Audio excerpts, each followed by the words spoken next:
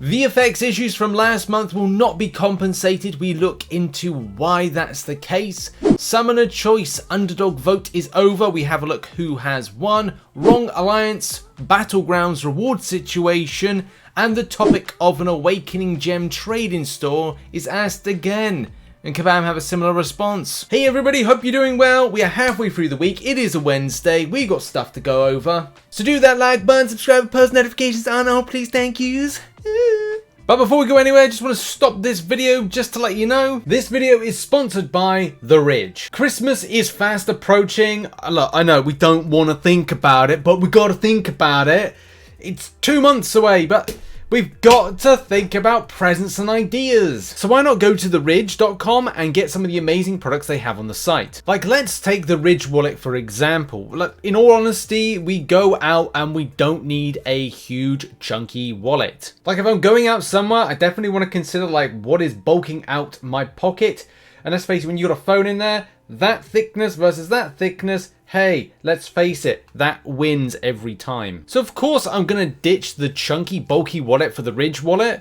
It just makes sense. It's lightweight and slimline for your trouser pocket. And even though nowadays we live in a cashless society, there's still a money clip at the back. So if you wanna leave a tip or, you know, just have some cash around, you can just clip that to the back. Just simple as that. The wallets have over 50,000 5-star reviews. There's over 30 colors and styles, including carbon fiber and burnt titanium. The wallet holds up to 12 cards with room for cash. And the product is made with durable materials, meaning that each wallet comes with a lifetime warranty. So this really could be the last wallet you ever get. But also you can consider the Ridge key case. When me and Em went on long journeys, one problem I had was as soon as I put the key in ignition and I was driving, it would be rattling around and all these keys would jangle and it would just be a nuisance, especially when you want to listen to something on the radio, a podcast. Well, this amazing key organizer is a must. It's really recommended and you can check it out, as well as the Ridge wallet in the link in the description. So think about these two items as a gift for other people or a gift for yourself. They make great stocking fillers, and as well, if you go and put in my code RichTheMan, all in capitals, you'll get 10% off. So go and up your wallet and keychain game with the Ridge today. Thanks again to the Ridge for sponsoring this video. Let's get into the show, and especially kicking off with the Underdog vote. As a lot of you know, the Underdog vote has raged on Twitter. Not excessively, as I think that other times retweets have been done in order to kind of like stimulate a vote situation. But the voting looks like this, with Armor getting 156, with Blue Marvel getting 480, with Bullseye getting 723.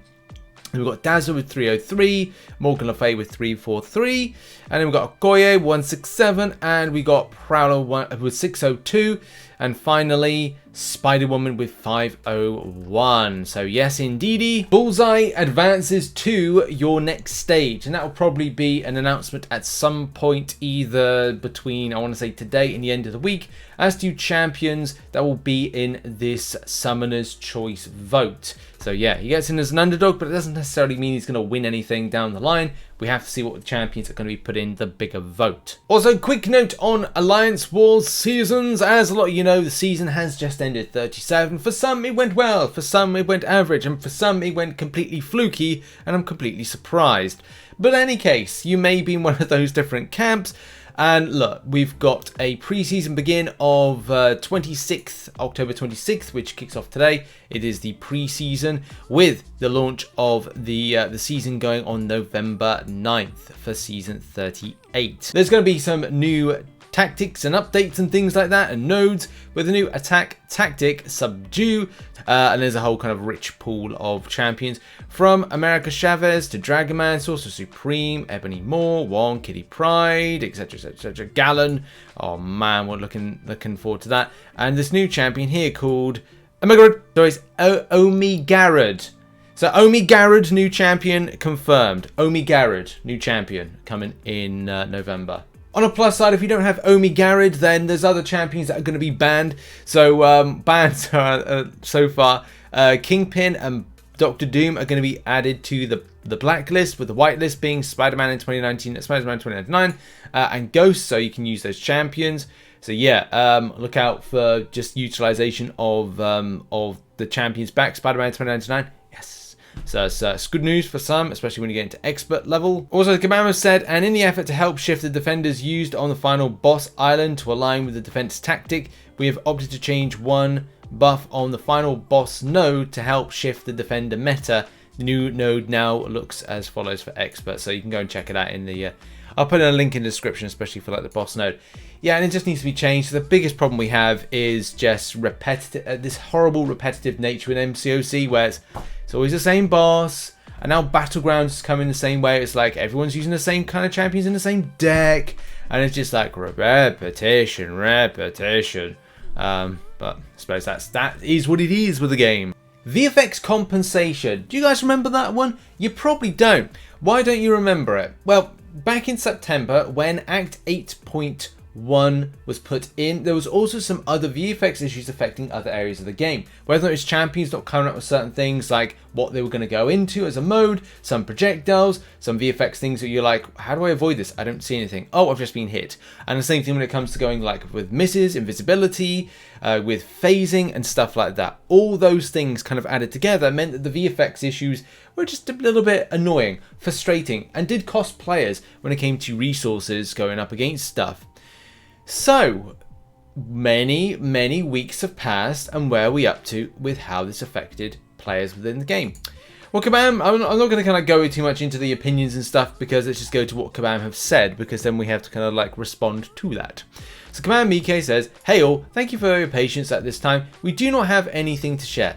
If the team determines that action needs to be taken, we'll let you know. Until then, we're going to close this thread." At this point, it's been well over a month, and I would have expected something from Kabam on this, especially because it did affect players. And that's just the thing. It's not a case this didn't affect players. From people watching the live streams of Act 8.1, for players experiencing things like AQ, AW, and a lot of different things that they were experiencing at the time in different areas of the game, this was a problem. People did lose out as a result, because they were like, hang on a minute, I don't know what this enemy champion is doing, as we said.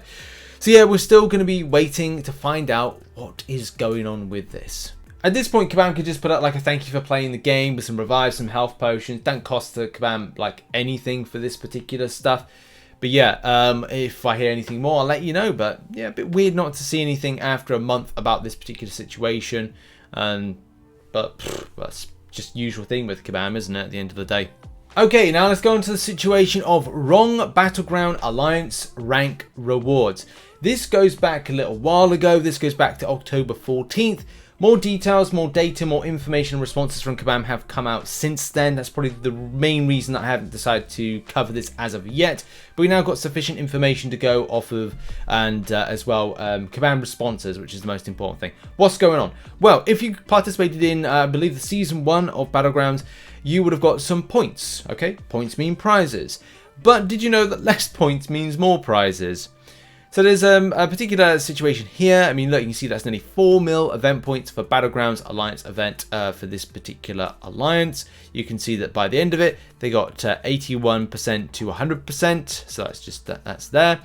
But then you can see that here's another example where this player here in a smaller alliance for just doing 159,400 points got 31% to 40%.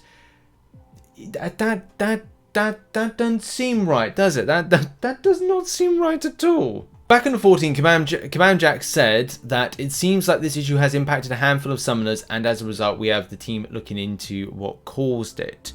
That's all the information we have right now, but we'll pass along any update as we get them. Now I'm reading this, I feel like I might have covered it. I don't know. If I didn't, this is the coverage of this right now. Kabam supports are no help.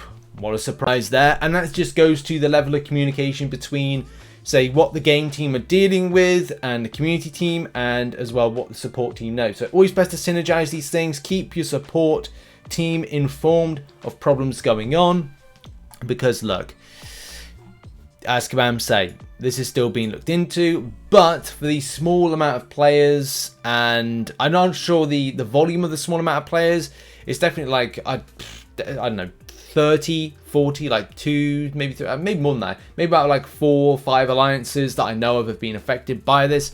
Maybe more, but look, it's a problem nevertheless for these people. But it's very disappointing because there's people out there that really want to get these rewards and are stuck with some pretty pathetic things, especially because look, you know, they're without the selector, they're without all the tier 5 CC, they're without the 9k, is that 9k of those trophy tokens. So yeah, disappointing. 8k, sorry, with those trophy tokens. So they're without that, so they're missing those rewards. Those poor people that are affected by this. Kabam, come on, sort them out. It's pretty easy. Just help them out, please. Now onto the 6-star trade-in, 6-star awakening trade-in, sorry to be more specific, and signature stone trade-in.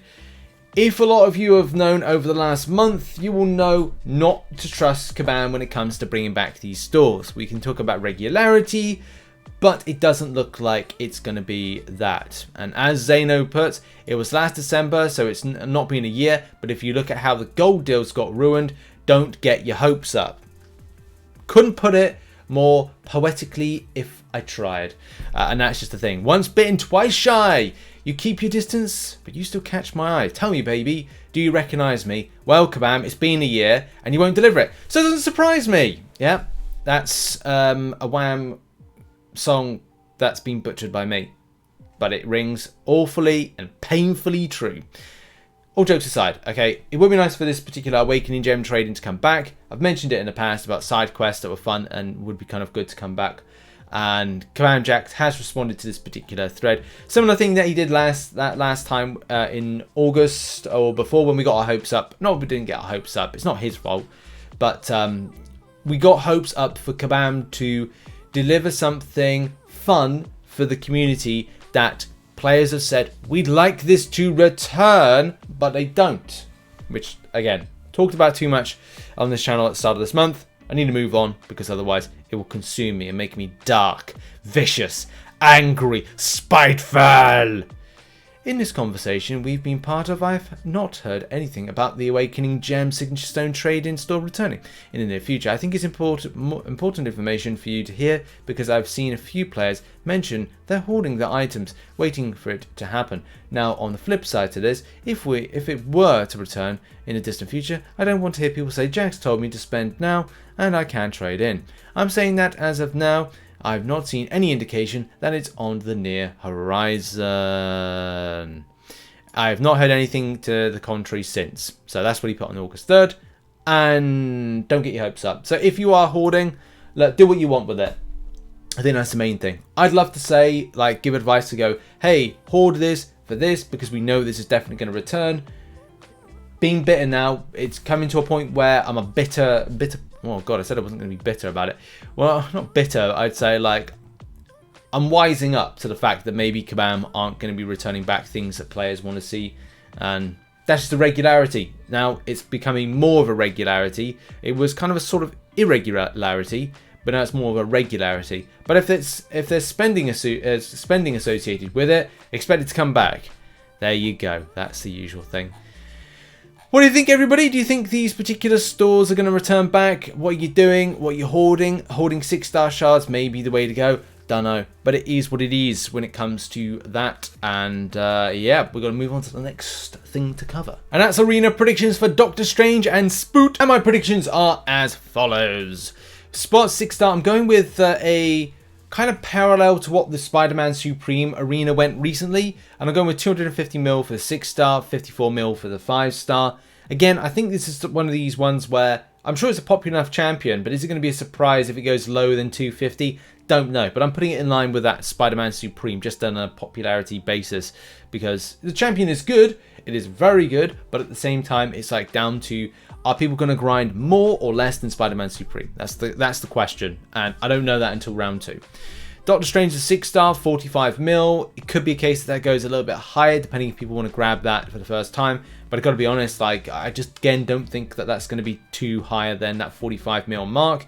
And the 5-star version, I'll go with 12 mil, just because, like, well, it's a 5-star version, and everybody potentially will want one, but not many people want to kind of cultivate it and improve it within their roster. So I think these are going to go in line with that one. But hey, got to see what the results are when it comes in on Sunday, and MCN will have the results on the Monday. And finally, thank you very much to everybody that supports the channel as a YouTube member and as a Patreon. You're on screen right now. Thank you so much for that love and support.